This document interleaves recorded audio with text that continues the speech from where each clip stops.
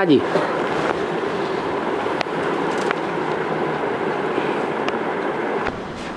बाबा,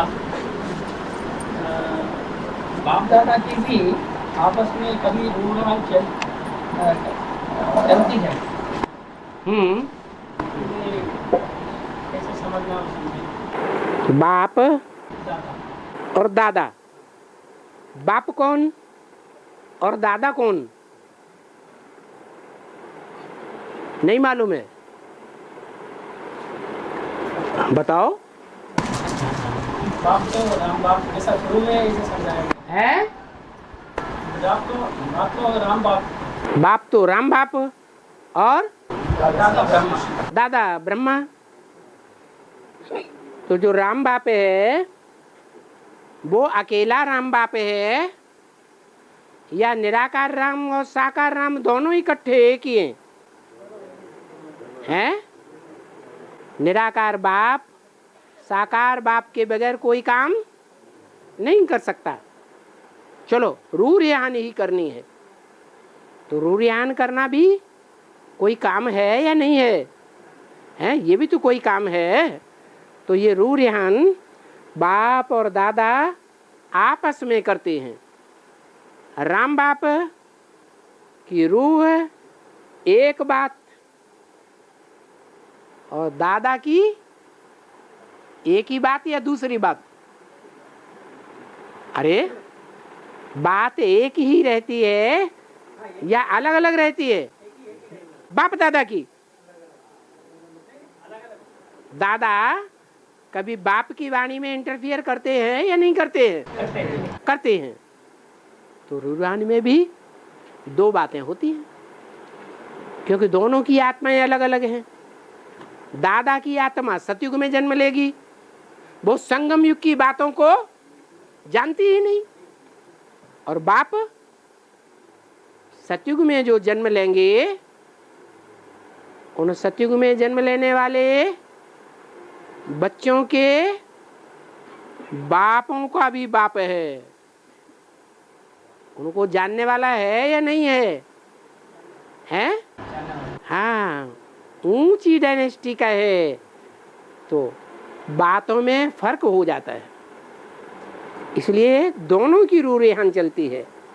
बाप दादा को अपनी बात समझाने का पुरुषार्थ करता है या नहीं करता है? हैं?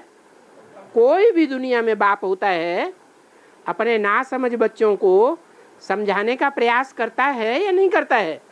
हैं? करता है। ऐसे ही बाप दादा भी आपस में रूह रिहान करती हैं। और बाबा कब करते हैं?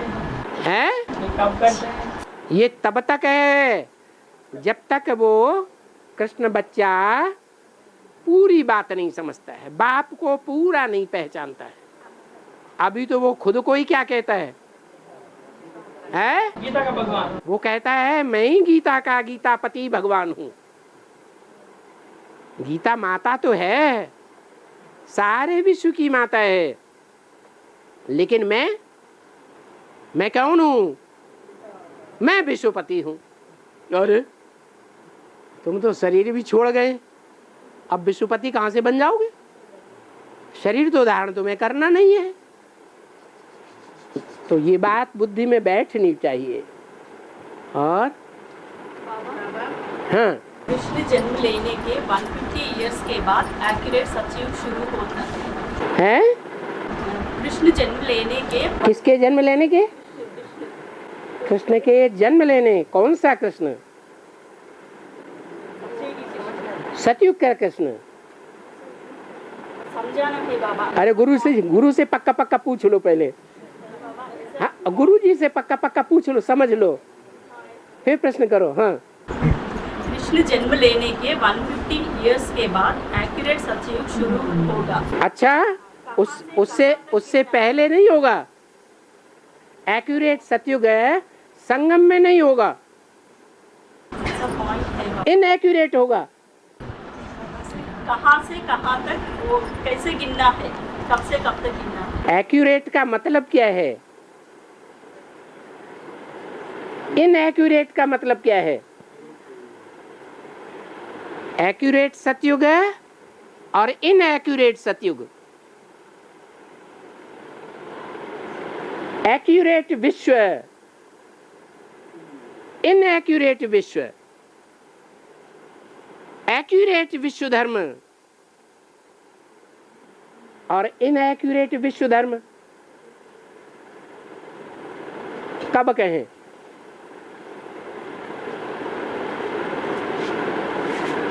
ये एक्यूरेट शब्द किस बात की तरफ इशारा करता है? ये इस बात की तरफ इशारा करता है कि 9 लाख जनसंख्या एक्यूरेट सतयुग में होगी। 9वां लाख जो बच्चा पैदा होगा वो सतयुग के 16 कला संपूर्ण जन्म को संपन्न कर देगा या नहीं कर देगा? कर देगा। तो जनसंख्या के आधार पर बाबा ने बताया एक्यूरेट सतयुग कब होगा?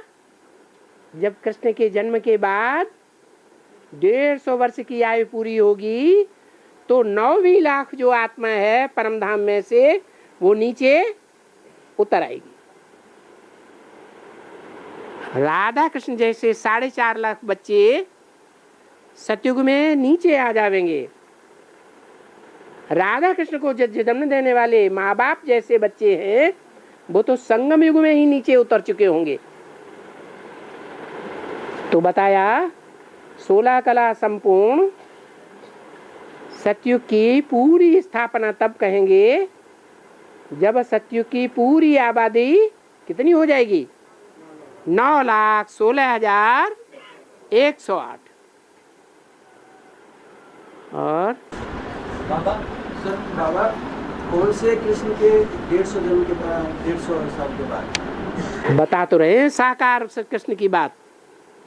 अभी पूछा ना कौन सा कृष्ण, सतयुगी कृष्ण या संगम युगी कृष्ण? तो बताया साकार कृष्ण की बात है कि वो जन्म लेगा, उसके 150 वर्ष के बाद जो है सतयुग होगा वो एक्यूरेट सतयुग होगा। बाद में 150 वर्ष के बाद कि अधूरा स्वर्ग होगा, है एक्यूरेट होगा 150 वर्ष के बाद। हाँ, फिर अधूरा स्वर्ग रह जाए, वहां 16 कलाएं नहीं रहेंगी। जो भी पहली आत्मा 150 वर्ष के बाद उतरेगी वो 16 कला वाली नहीं होगी, कम कलाओं वाली होगी। इसलिए एक्यूरेट सतयुग नहीं कहेंगे। और 1 मिनट बाबा दातरी से जो राजा हुए हैं वो खिलाए जो मंदिर बनाते हैं उनके हाथ काटी डाली। द्वापर युग में ऐसा दुष्ट कर्म नहीं होता है। द्वापर युग में ऐसे तमो प्रधान नहीं होते हैं राजाएं। हाँ, कलयुग में ऐसे राजाएं हुए हैं दुष्ट प्रकृति के कि जिन्होंने जो भी मॉन्यूमेंट बनाए हैं, जैसे ताजमहल, तो ताजमहल बनवाने वाले को ये ईर्ष्या आ गई कि मेरा प्यार पक्का गिना जाए दुनिया में। ऐसा कहीं ना हो जाए कि मैंने जो ताजमहल इतना श्रेष्ठ बिल्डिंग बनवाई है, ऐसी श्रेष्ठ अच्छी बिल्डिंग कोई दूसरा कारीगर तैयार कर दे। हम लोग के परिवार में ऐसे शूटिंग कैसे हुई? यहाँ भी ऐसे हैं, वो सच्चा प्यार करने वाले हैं, उनका रूहानियत का प्यार है या जिस्मानियत का प्यार है? रूहानियत का है।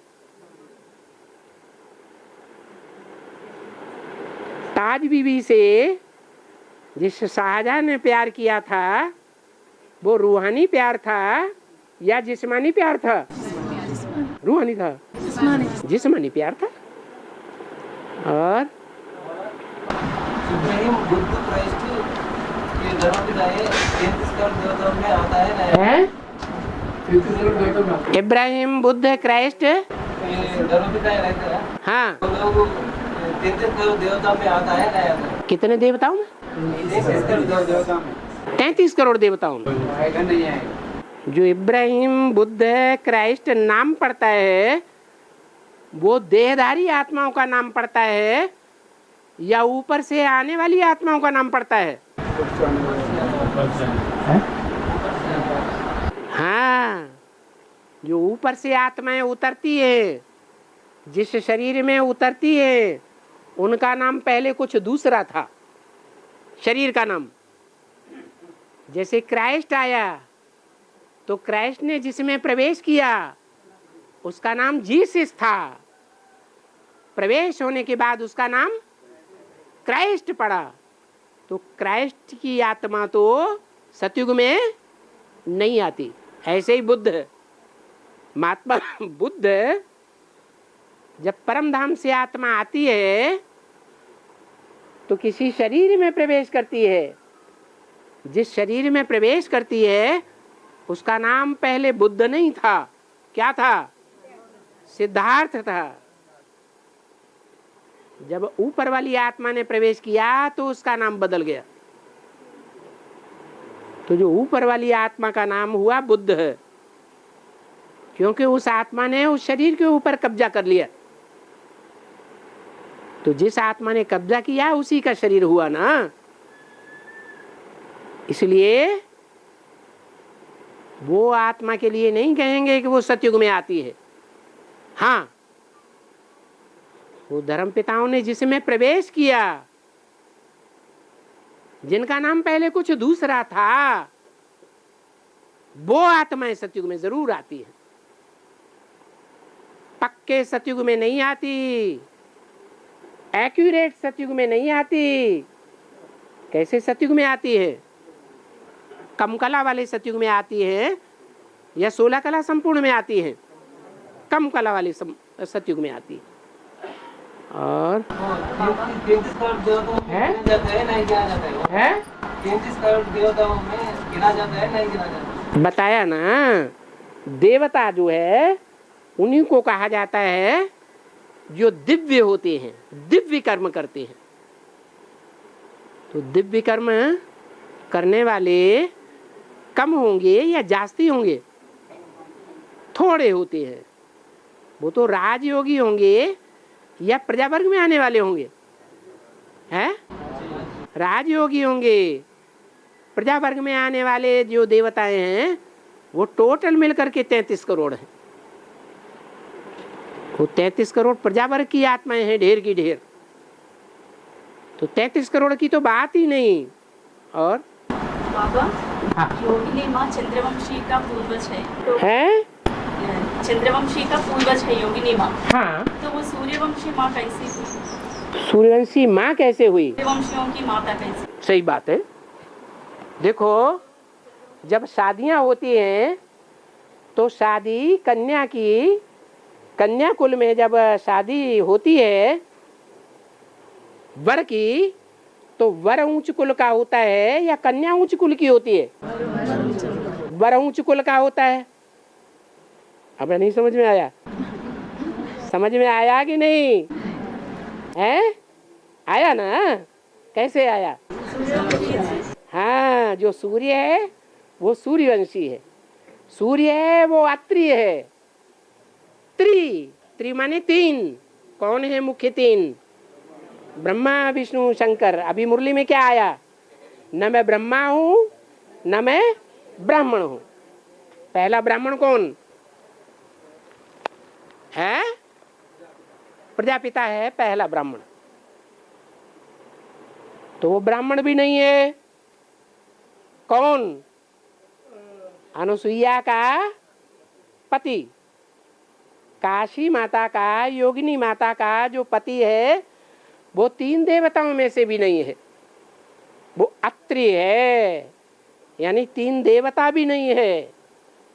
देवताएं ऊंची कोटि के या उन 3 देवताओं को बनाने वाला ऊंची कोटि का? तो वो बनाने वाला जो बाप है उस बाप को कहा जाता है त्रिमूर्ति शिव। वो अत्रि है। तो वो अत्रि है सूर्य। और उनकी संगिनी है जिसे योगिनी कहा जाता है, वो है चंद्रवंश से। हाँ, और हाँ हाँ हाँ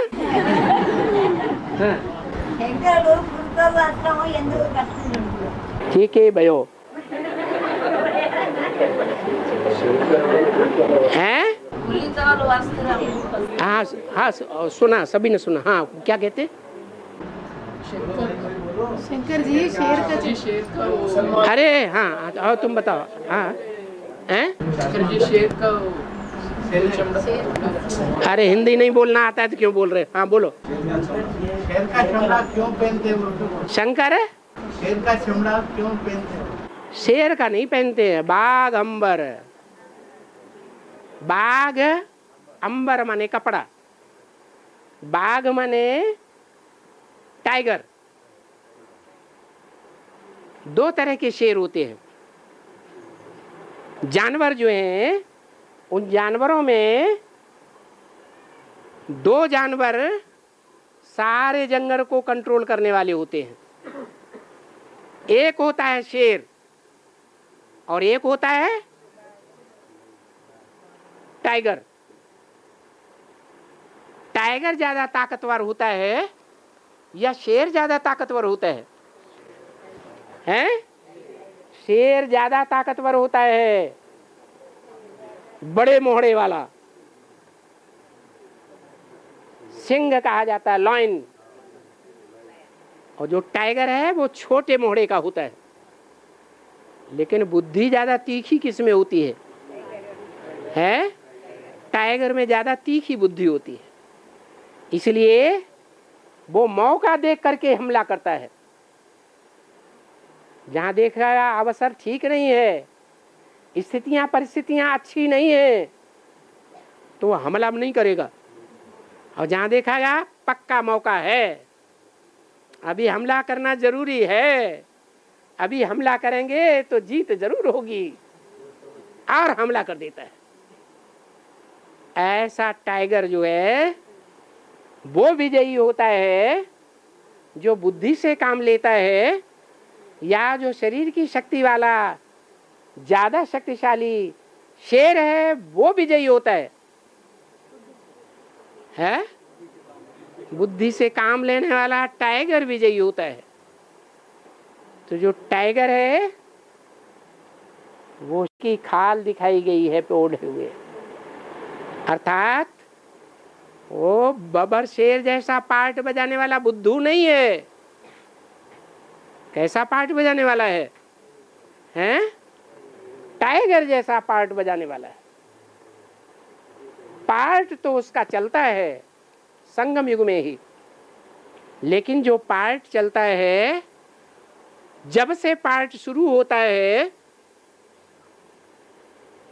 तब से ही वो उछल कूद प्रत्यक्ष होना शुरू हो जाता है, या बाद में प्रत्यक्ष होता है?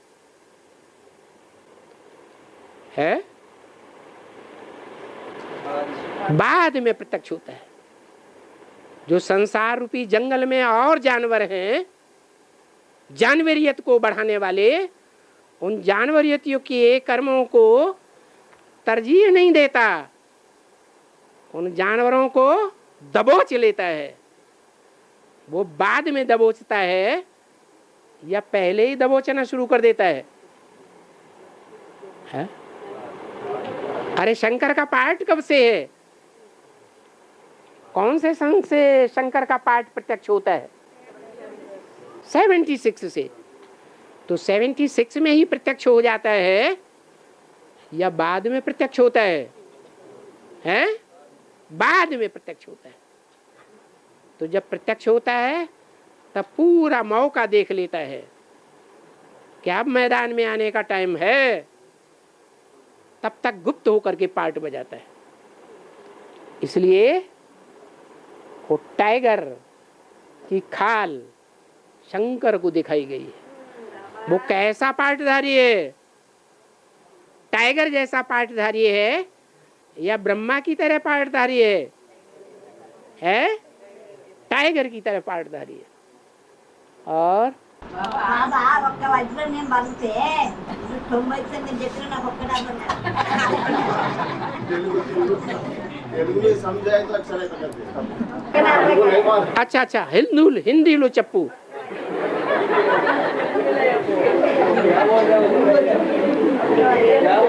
हाँ हाँ माता जी का कहना ये है, हाँ। एक बात बोला, बाबा इंडियन में बातें बोले, हमको एक बात भी समझ में नहीं आई। है बाबा इंडियन में बात बोले, हमको एक भी बात समझ में नहीं आई। जो हिंदी समझने वाले हैं उनसे समझना, क्योंकि आप बाप के ऐसे बच्चे हैं, छोटे बच्चे हैं। जो छोटे छोटे बच्चे होते हैं वो माँ बाप की बात को पूरा समझते हैं? नहीं समझते।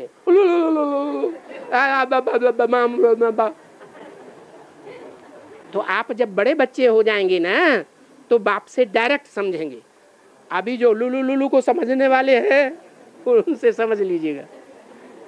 और हाँ శంకరుని చేతుల శూలం ఎందుకుంటది డమర్ ఎందుకుంటది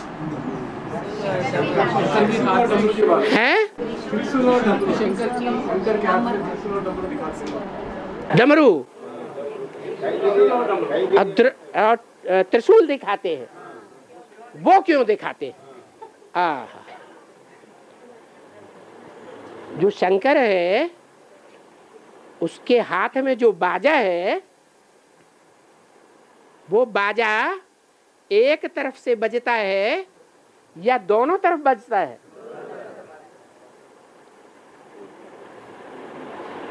लेफ्ट में भी बजता है और राइट में भी बजता है। लेफ्ट में लेफ्टिस्ट के लिए बजता है और राइट में राइटियस के लिए बजता है। राइटियस हैं देवताएं और लेफ्टिस्ट हैं असुर राक्षस। दोनों ही बाप के बच्चे हैं या सिर्फ देवताएं ही बाप के बच्चे हैं? दुनिया में तो दोनों ही हैं, अच्छे भी हैं बुरे भी हैं। जो बुरे बच्चे माँ बाप के होते हैं उनको रोटी दाल खाने का हक है कि नहीं? माँ बाप से बात करने का हक है या नहीं? माँ बाप की बात सुनने का हक है या नहीं? माँ की लोरी सुनने का हक है या नहीं है? तो विष्णु का बाजा ऐसा नहीं है, कृष्ण का बाजा ऐसा नहीं है जो असुरों को भी सुनने योग्य हो और राक्षसों को भी सुनने योग्य हो। लेकिन शंकर का बाजा ऐसा है जो असुरों को लेफ्टिस्ट को भी सुनाता है और राइटियस को भी सुनाता है। वो असुरों का भी बाप है और देवताओं का भी बाप है। इसलिए उसके हाथ में डमरू है, दोनों तरफ बजाता है। असुरों को भी खुश रखना है और देवताओं को भी खुश रखना है। या असुरों को खत्म कर देना है हमेशा के लिए? है हमेशा के लिए खत्म नहीं करना है। यहाँ तक के संगम युग में भी आसुरी लक्षणों वाले 108 की माला में आने वाले जो बीज रूप आत्माएं हैं उनमें भी असुरों के बीज हैं या नहीं हैं? हैं। उन असुरों के बीजों को भी ज्ञान सुनाता है या नहीं सुनाता है? सुनाता है। और जो देवताई कुल के हैं पक्के सूर्यवंशी चंद्रवंशी 24 उनको भी ज्ञान सुनाता है या नहीं सुनाता है? उनको भी सुनाता है। तो राइटियस के लिए भी उसका डमरू बाजा बजता है और लेफ्टिस्ट के लिए भी डमरू बाजा बजता है। जो राइटियस के लिए बजता है वो मुरली की तान है। क्या? मुरली का महावाक्य जब आता है तो पक्का पक्का राइटियस है या लेफ्टिस्ट है? है, पक्का राइटियस। लेकिन वो मुरली का जो पक्का महावाक्य है, शब्द बाई शब्द, वो देवताओं को पहले समझ में आता है। वो मुरली के इशारे देवताओं को पहले समझ में आते हैं या राक्षसों को पहले समझ में आते हैं? देवताओं को पहले समझ में आ जाते हैं, इसलिए उनको ज्यादा अच्छे लगते हैं मुरली के महावाक्य, एक्यूरेट। जो राक्षसों को एक्यूरेट शब्द बाई शब्द मुरली के महावाक्य समझ में नहीं आते हैं, उनको फिर समझाना पड़ता है। देवताओं के लिए इशारा काफी होता है। मुरली का एक वाक्य सुना दिया, वो कहेंगे हाँ हाँ हाँ मेरी समझ में आ गया। जो आसुरी प्रकृति की आत्माएं हैं, कहती हमें समझ में नहीं आया, तो उन्हें समझाना पड़ता है। तो जो समझानी पड़ती है, वो समझानी ज्यादा लंबी हो जाएगी या शॉर्ट में रहेगी? हैं? ज्यादा लंबी हो जाती है, विस्तार वाली हो जाती है। तो जो विस्तार वाली वाणी है, वो भी मंदिर में दिखाई जाती है। शिव शंकर भोलेनाथ के मंदिर में 2 तरह का बाजा होता है। उसका नाम क्या है? नहीं, वो एक ही है, वो डमरू एक ही है। लेकिन मंदिर में एक और बाजा होता है, बड़ा नगाड़ा। वो नगाड़ा, उसमें 2 तरह का बाजा है, एक छोटा होता है और एक बड़ा होता है। क्या? वो दोनों तरह का बाजा है ब्राह्मणों के लिए ही। जो मुरली के डायरेक्ट महावाक्यों को नहीं समझते हैं और कहते हैं हम नहीं मानेंगे, ये तुम्हारी अपनी बात है, तो फिर वो मुरली का महावाक्य सुनाना पड़ता है, ब्रह्म वाक्य सुनाना पड़ता है, जिसके लिए कहते हैं वेदवाणी। वो वेदवाणी का ब्रह्म महावाक्य, ब्रह्मम वाक्यम जनार्दनम जिसके लिए कहा जाता है, वो वाक्य सुनाना पड़ता है। और वो एक वाक्य सुनते ही, चाहे श्रेष्ठ ब्राह्मण हो चाहे निष्कृष्ट ब्राह्मण हो, उनको बात माननी पड़ती है। वो है नगाड़े का बड़ा रूप, जो बोलता है दूं। सुना है कभी नगाड़ा? यूपी में बहुत नगाड़ा बजाया जाता है। क्या? यूपी में एक ड्रामाबाजी होती है, उस ड्रामाबाजी का विशेष नाम है नौटंकी। क्या? नौटंकी। कैसी टंकी? समझ लो पानी की ही टंकी। क्या? वो पानी से भरी हुई 9 तरह की टंकियां हैं। होते तो पुरुष हैं, लेकिन कपड़े कैसे पहन लेते हैं? हैं? स्त्रियों के कपड़े पहन लेते हैं। वो नौटंकी में 9 तरह की कन्याएं बनाई जाती हैं। अंदर से पुरुष हैं या स्त्री हैं? अंदर से पुरुष हैं रुद्रमाला के, और बाहर से देखने में क्या आते हैं? स्त्री देखने में आते हैं। वो नौटंकी ज्ञान जल से भरी हुई टंकियां हैं, बढ़िया बढ़िया गीत गाती हैं। उन नौटंकियों के पीछे एक जोकर रहता है। क्या? जैसे बाबा कहते हैं, मुरली में बाबा ने सुना बाबा से, बाबा ने कहा 7 शीतलाओं के साथ एक क्या होता है? अरे जब कन्याओं को भोजन खिलाते हैं 9 दुर्गाओं में, तो 7 शीतलाओं 9 कन्याओं के साथ एक कौन बैठता है? कुमार बैठता है कि नहीं?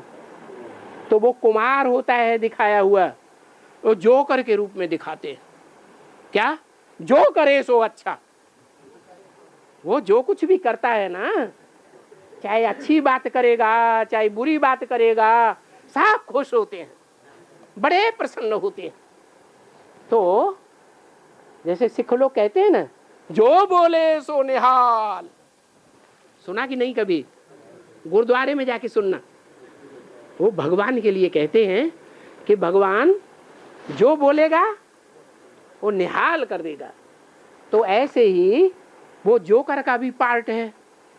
तो वो जोकर 9 टंकियों के बीच में एक जोकर होता है। ऐसा वहां ड्रामाबाजी होती है यूपी में खास। वो बात कहाँ की है? संगम युग की बातें हैं। किस बात पर मिसाल दिया गया है? नहीं, नगाड़े के ऊपर मिसाल दिया गया। वहां ऐसे तो सारंगी, ये तुम्हारा ढोलक, मजीरा, ये जल तरंग सब बजते हैं, लेकिन उसमें एक आवाज बहुत तीखी सुनाई पड़ती है, नगाड़े की। तो नगाड़े में जो छोटा नगाड़ा होता है वो करता है कड़बड़े कड़बड़े कड़बड़े कड़बड़े कड़बड़े दो। क्या बीच में जो किड़बिड़िया किड़किड़ आती है ना, बड़ी तीखी आवाज में बोलती है। इतनी तीखी आवाज होती है कि बहुतों के कानों में कर्कश लगती है। फिर बीच में एक होता है धूं। तो धूं है बाबा की मुरली जो ब्रह्मा के मुख से निकली। और बाकी सब क्या है? क्या है? किड़बिड़िया। वो किसके लिए है? समझुओं के लिए है या ना समझुओं के लिए है? हैं? जो बेसमझ हैं, नहीं समझते हैं, बाबा की मुरली को एक बार कहने से या इशारे से, उनके लिए वो किड़बिड़िया है, लंबा लंबा सुनाती है। तो वो नगाड़ा बजाया जाता है शिव के मंदिरों में। लेकिन शिव के हाथ में कौन सा डमरू रहता है जो दोनों तरफ बजता है? और याद होते हुए बाबा याद नहीं ठहरती, कहते मुरली याद नहीं रहती। वही तो आज वाणी में बताया कि बुद्धि अगर विकारों में फंस जाती है, बाल बच्चों के मोह में फंस जाती है, पति विकार में डालता है तो विकार में गिर जाती है, तो ऐसों की बुद्धि में ज्ञान ठहरता है? नहीं ठहरता। जब ज्ञान ही नहीं ठहरता तो मानो बाप की पहचान ही नहीं ठहरती, और बाप की पहचान नहीं ठहरती तो बुद्धि में याद भी नहीं ठहरती। यही कारण है। और हाँ, 500-700 करोड़ आत्मा में एक आत्मा भी कम है तो विष्णु का मालिक का टाइटल नहीं मिल सकती। बाबा फिर उस समय कोई छोटा 1 साल का या 6 महीने का बच्चा हो तो कैसा मालूम पड़ेगा बाबा भगवान बाप आया हुआ है? कमाल है। लास्ट में 6 महीने का बच्चा कोई होगा, और आज की दुनिया में 3 और 2.5 साल के बच्चे कंप्यूटर पर बैठ करके सारी दुनिया चला रहे हैं। ऐसा अखबार में आता है कि नहीं आता है? तो और आगे चल के लास्ट में 6 महीने का बच्चा कमाल करके नहीं दिखाएगा? बोलो, है? कमाल करके दिखा सकता है। और बाबा मुरली में बोला कि 2015 में पढ़ाई पूरी हो जाएगी, तो कौन सी पढ़ाई पूरी होगी? 2015 रूहानी पढ़ाई पूरी होगी कि जिस्मानी पढ़ाई पूरी होगी? हैं? रूहानी पढ़ाई। तो पूछते क्यों है? हाँ, और सच्ची गीता में एक बात है, जब तक बाबा से तुम्हारा क्या संबंध है, जब तक एक्यूरेट नहीं बतावेंगे तब तुम्हारा ब्राह्मण जन्म अधूरा है। हाँ, क्या नहीं बतावेंगे? बाप का एक्यूरेट संबंध। बाप से तुम्हारा एक्यूरेट क्या संबंध है? जब प्रश्न पूछा गया तो प्रश्न का जवाब जो एक्यूरेट आएगा वो जवाब आत्मा एक्यूरेट जवाब देगी या देह अभिमानी एक्यूरेट जवाब देगा? जो आत्मा बन चुका होगा, बाप का पक्का बच्चा बन चुका होगा, परमात्मा का बच्चा आत्मा, वो आत्मा रूपी बच्चे की बुद्धि में 84 जन्मों की बात आ रही होगी कि नहीं आ रही होगी? आत्मा पार्टधारी है या नहीं है? तो वो पार्टधारी जिसकी बुद्धि में 84 जन्मों का पार्ट आ चुका हो और उन 84 जन्मों में पहले जन्म का पार्ट पक्का बैठ चुका हो, बैठा होगा या नहीं बैठा होगा? हैं? बैठा होगा। तो ऐसी आत्मा जिसकी बुद्धि में 84 जन्मों का सामान्य पार्ट भी बैठ गया हो और 84 जन्मों में से जो श्रेष्ठ से श्रेष्ठ जन्म है, पहला जन्म, वो पार्ट भी बैठ गया हो पक्का पक्का, तो वो बच्चा बाप से अपना संबंध बता पाएगा या नहीं बता पाएगा? हैं? क्या बताएगा? क्या संबंध बताएगा? मुख्य संबंध क्या बताएगा? बाप बता, बाप से वर्षा मिला है। अरे बाप है तो बाप किस बात का बाप है? हैं? वर्षा देने वाला बाप है। क्या वर्षा देता है? मुक्ति, जीवन मुक्ति। जीवन मुक्ति में सबसे बड़े ते बड़ी, सबसे महान ते महान मुक्ति का रूप क्या है? लक्ष्मी नारायण का पद, विश्व पिता का पद, विश्वपति का पद। इससे ऊंचा पद कोई भी होता ही नहीं। तो ये विश्व पिता या विश्वपति का संबंध वो आत्मा बताएगी कि मेरा बाप से क्या कनेक्शन है, क्या पक्का संबंध है। क्या बताएगा? मेरा बाप है और मैं उसका बच्चा हूं। और हाँ जी, माता जी का प्रश्न है, 108 राजाएं जब द्वापर में जाते हैं तो उनकी कलाएं तो घट जाती है, तो उनको पावरफुल कैसे कहा जाएगा? उस समय जो भी आत्माएं, मनुष्य आत्माएं इस सृष्टि पर होती हैं, उनके बीच में वो द्वापर में तो क्या, कलयुग के अंत में भी वो 108 में ज्यादा पावरफुल होती हैं। चाहे वो परम धाम से उतरी हुई द्वापर कलयुग की आत्माएं ही क्यों न हो, इब्राहिम, बुद्ध, क्राइस्ट ही क्यों न हो, उनसे भी जास्ती पावरफुल आत्माएं होती हैं। इसलिए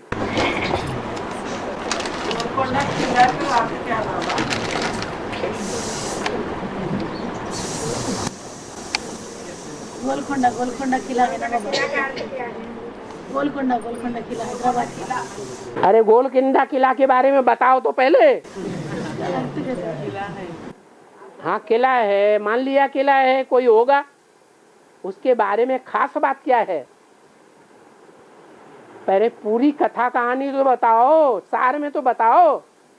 ఆదిలో జన్మం తీసుకుంటారు కదా బాబా, 108 మంది పవర్ఫుల్ గా ఉంటారు. దోపరాయికి వచ్చాక మళ్ళీ రాజులు అవుతారు పవర్ఫుల్ గా, కళలు తక్కువ అవుతారు కదా, అట్లా పవర్ఫుల్ ఎలాగయ్యారో అని అడిగితే అమ్మాయిని అడిగారు. प्रश्न का जवाब दे रहे हैं? प्रश्न तो है, लेकिन प्रश्न के पीछे उसका क्लैरिफिकेशन चाहिए। क्लैरिफिकेशन क्या दे रहे हैं? उस समय पर जो आत्माएं होती हैं? उस समय पर जो आत्माएं, किस समय? द्वापर में। द्वापर में ఆదిలో 108 మంది జన్మ తీసుకుంటారు కదా బాబా, ఆదిలో 108 మంది జన్మ. अरे गोलकुंडा की बात बताओ। यहाँ अभी गोलकुंडा की बात पूरी होने दो। हाँ है, वो राजमहल था बाबा, राजमहल था गोलकुंडा। हाँ गोलकोंडा राजमहल था। हाँ। वो तानेश्वर का पार्ट भी चला जब। वो तेलुगु में कुंडा माने क्या होता है? तालाब है। कुंडा माने घड़ा, कोंडा, कोंडा माने पहाड़। हाँ, पहाड़ गोल। जैसे तिरुपति में 7 लंबे लंबे पहाड़ गए, ऐसे लंबा पहाड़ नहीं, गोल पहाड़। अच्छा, हाँ, गोल कुंडा है। उसके बारे में गोलकुंडा किला में अंदर में रामदास का बंदी खाना था। रामदास का बंदी खाना है ना, रामदास का बंदी खाना। अच्छा, गोलकुंडा में था बाबा। हाँ, उसका अर्थ क्या है? क्यों बंद किया? रामदास, राम का दास। राम तो रामबली आत्मा हो ही गई, और उनका बढ़िया था बढ़िया दास कौन? नहीं, रामायण के अनुसार बताओ। हनुमान। तो हनुमान जो है वो राम का पक्का पक्का दास है ना। और हनुमान जब बचपन में थे तो बड़े बड़े ऋषियों महर्षियों को वो जेल में बांध के डाल देते थे कि नहीं डाल देते थे? हैं? डाल देते थे। तो वो ही उनका गोल कुंडा हो गया। क्या? ऐसा पहाड़, ऐसी ऊंची स्टेज थी उनकी कि बड़े बड़े ऋषियों महर्षियों को बांध के डाल देते थे जब उनकी बातों का जवाब नहीं मिलता था। ये कहाँ की बातें हैं? इन बातों का फाउंडेशन कहाँ पड़ता है? संगम युग में पड़ता है। अभी ब्रह्मा की आत्मा शिव 108 में प्रवेश करता है, या ब्रह्मा की आत्मा बच्चों में प्रवेश करती है? शिव सर्वव्यापी है, एक व्यापी है, या ब्रह्मा की आत्मा बच्चों में प्रवेश करती है? हैं? ब्रह्मा की आत्मा बच्चों में प्रवेश, बाप दादा प्रवेश करते हैं। रामकृष्ण की आत्माएं प्रवेश कर सकती हैं, लेकिन शिव तो एक व्यापी है।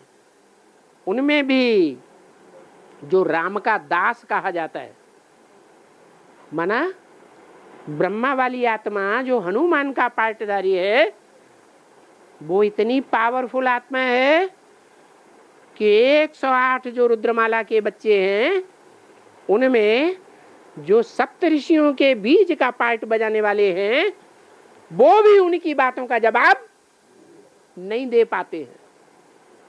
जब जवाब नहीं दे पाते हैं तो वो उनको बांध बूंद के जेल में डाल देते हैं।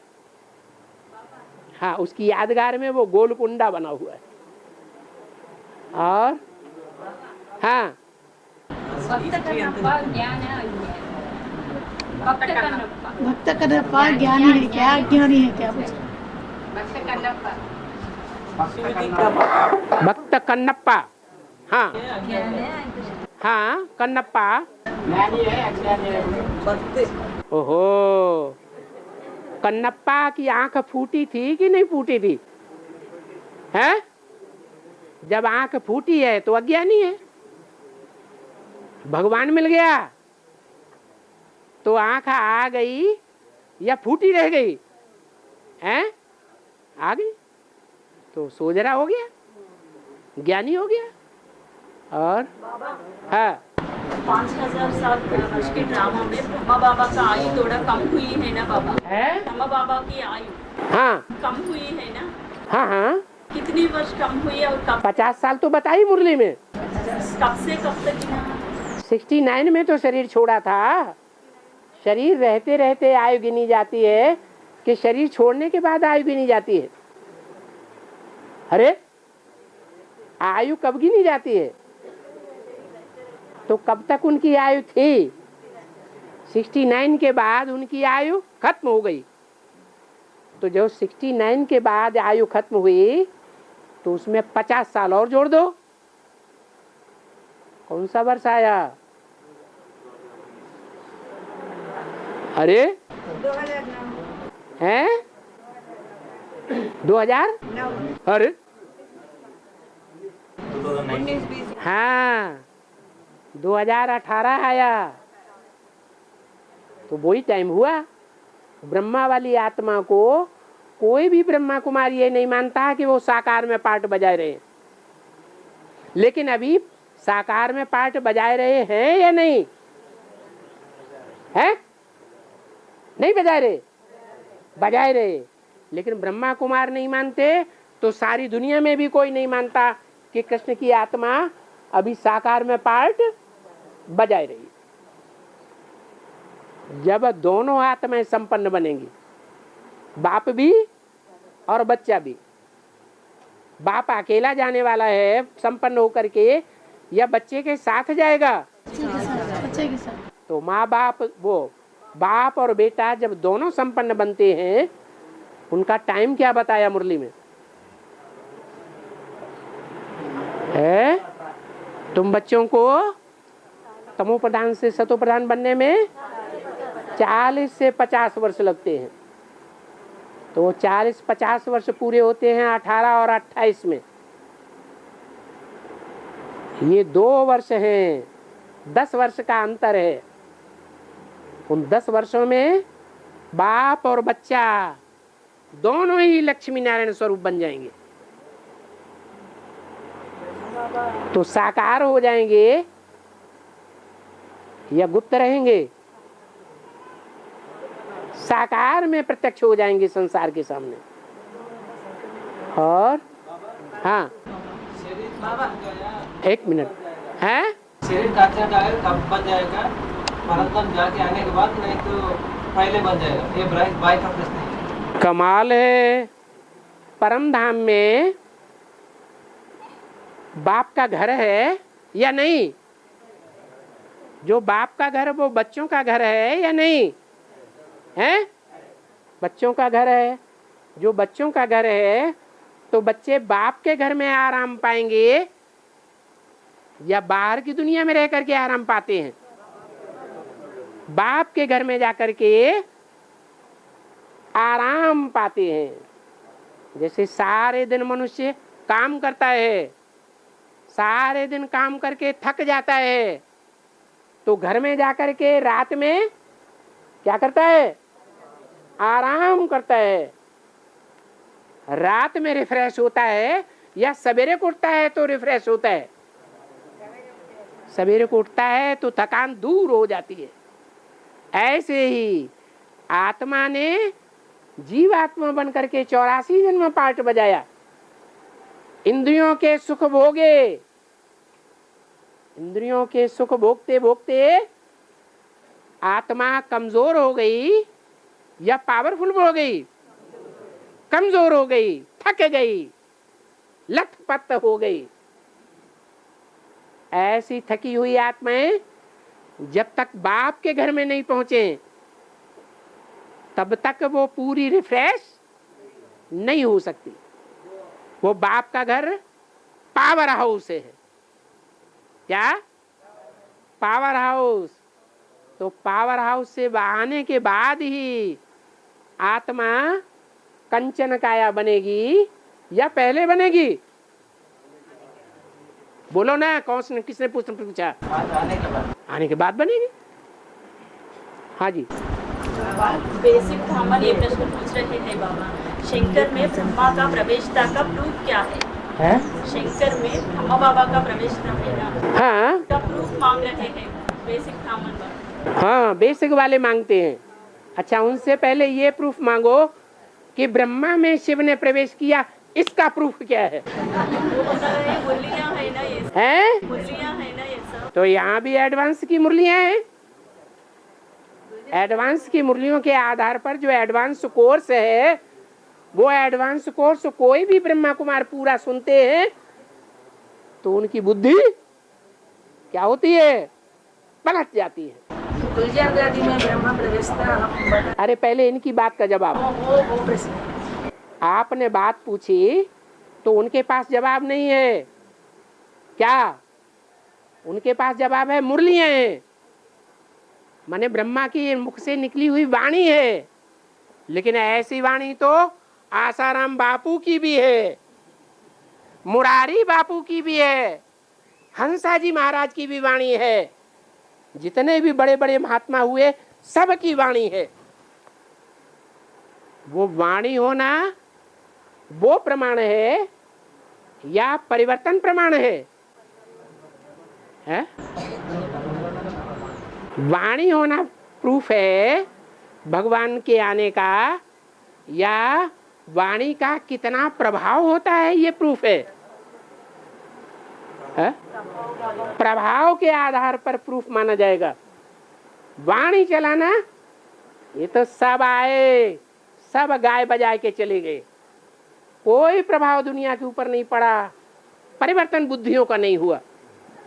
तो प्रूफ है परिवर्तन बुद्धि का, और वो बुद्धि का परिवर्तन जो प्रूफ है वो प्रूफ ये बताता है कि ब्रह्मा कुमार कुमारियों ने पब्लिक की वाणी का जवाब नहीं दिया। ब्रह्मा कुमार कुमारियों में जो गुरु बन करके बैठे हैं गद्दी नशीन, वो अपने जिज्ञासुओं की बातों का जवाब देने के लिए तैयार नहीं है। क्लास में जवाब देने के लिए तैयार हैं? नहीं। वो उसी तरह तैयार नहीं है जैसे दुनियावी गुरु अपने जिज्ञासुओं के सामने गुरु तो बन करके बैठते हैं, प्रवचन तो देते हैं, लेकिन जिज्ञासुओं का मुख बंद करके रखते हैं या खुला करके रखते हैं, कोई जवाब देने के लिए तैयार नहीं। लेकिन भगवान की जो वाणी है वो वाणी हर एक बच्चे की जवाब का, सवाल का जवाब रूबरू देने वाली है। ये प्रूफ है कि भगवान आया हुआ है। कोई मनुष्य गुरु में इतनी ताकत नहीं है जो भरी सभा में अपने प्रत्येक बच्चे का जवाब दे सके। ये प्रूफ है। दूसरी बात ये है कि शिव ने शंकर में ही प्रवेश किया, इसका पक्का प्रूफ है कि शिव और शंकर का नाम साथ में जोड़ा जाता है। कोई भी 33 करोड़ देवताओं में से ऐसा देवता नहीं है जिसका नाम शिव के साथ जोड़ा जाता हो। कोई होता हो तो बताओ, कोई है? कोई नहीं है। ये एक पक्का प्रूफ है कि शिव ने शंकर में प्रवेश किया। शिव एक व्यापी है। ब्रह्मा कुमार कुमारी इस बात का जवाब नहीं देते हैं, भले चिल्लाते हैं भगवान सर्वव्यापी नहीं, भगवान सर्वव्यापी नहीं, लेकिन जब उनसे प्रश्न किया जाता है सर्वव्यापी नहीं है तो एक व्यापी कहाँ है वो तो बताओ, तो बताते हैं? नहीं बताते। और एडवांस पार्टी में एक एक बच्चा भी इस बात का जवाब देता है कि भगवान सर्वव्यापी नहीं है, लेकिन एक व्यापी भी है, वो हम बताएंगे, बशर्ते 7 दिन तक बैठ करके पवित्र जीवन बिताते हुए हमारी बातों को सुना जाए, साप्ताहिक कोर्स लिया जाए, तो जरूर बुद्धि में बैठेगा कि शिव शंकर में ही क्यों प्रवेश करता है, किसी और में प्रवेश क्यों नहीं करता। जैसे और धर्म पिताएं हैं, ऊंचे ऊंचे धर्म पिताएं हैं, या सब एक जैसे हैं? अरे वो धर्म पिताएं एक से एक ऊंचे और एक के बाद एक नीचे हैं, या बराबर बराबर हैं? एक से एक ऊंचे हैं। तो ऊंचा धर्म पिता है, ऊंचा धर्म पिता ऊंचे में ही प्रवेश करेगा या नीचे में प्रवेश करेगा? तो वो ऊंचे ऊंचे धर्म पिताएं ऊंचते ऊंचे नारायणों में ही प्रवेश करते हैं, और वे ऊंचते ऊंचे नारायण सप्तऋषि हैं। 7 पवित्र आत्माएं हैं। जो 7 नारायण सतयुग में बनते हैं, वो 7 नारायण नंबरवार नारायण हैं, नंबरवार कम कलाओं वाले हैं। उन नंबरवार कम कलाओं वाली नारायणों में द्वापर युग से वो धर्म पिताएं नंबरवार प्रवेश करते हैं। तो बताओ, वो धर्म पिताएं ऊंचे थे ऊंचे बाप, या उनसे भी ऊंचा कोई और बाप है? अरे वो धर्म पिताएं ही ऊंचे थे ऊंचे बाप हैं, या उनका भी कोई बाप है? वो कौन है? और वो मानते भी हैं कि हमारा भी कोई बाप है। किसको बताते हैं? शिव बाप। जो शिव बाप ऐसे बाप में आता है जिस बाप को हर धर्म के मनुष्य मात्र बापों का बाप मानते हैं। एडम मानते हैं, आदम मानते हैं, आदिदेव मानते हैं, आदि देवता मानते हैं, आदिनाथ मानते हैं। वो कौन है? वो प्रजापति। तो सीधी बात है कि शिव बाप ऊंचे ते ऊंचा बाप है, तो ऊंचे ते ऊंचे में प्रवेश करेगा या नंबरवार नीचे बापों में प्रवेश करेगा? ऊंच ते ऊंचे नारायण में प्रवेश करता है। और एक प्रूफ नहीं है, मुरलियों में और अव्यक्त वाणियों में सैकड़ों हजारों प्रूफ हैं। आकर के बैठ के समझो तो समझ में आएगा। जैसे बोला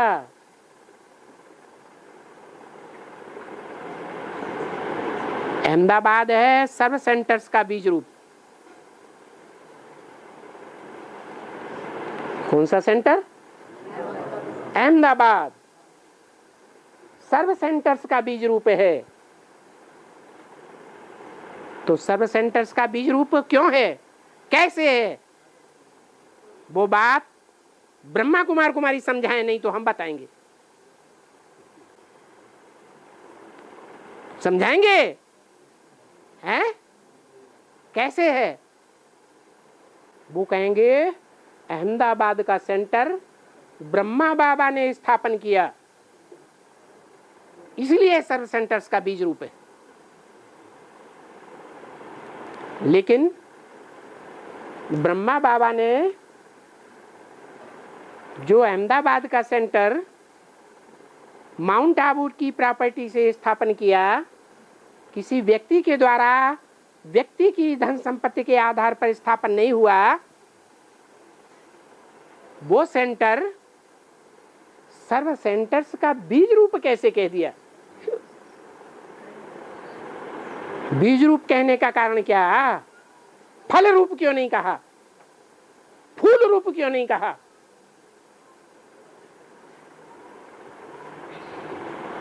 तना रूप क्यों नहीं कहा? टहनी रूप क्यों नहीं कहा? बीज रूप क्यों कहा? बीज रूप इसलिए कहा कि अहमदाबाद के उस सेंटर से सारी सृष्टि की जो बीज रूप आत्माएं हैं, आदिदेव और आदिदेवी, एडम और ईव, आदम और हवा, वो आत्माएं वहां से निकलती है। इसलिए सर्व सेंटर्स का बीज रूप है। और बताओ, ब्रह्मा कुमार कुमारी बताएं कि वो बीज रूप आत्माएं कौन है, कहाँ हैं?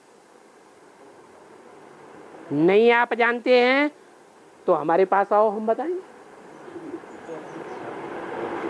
ओम शांति।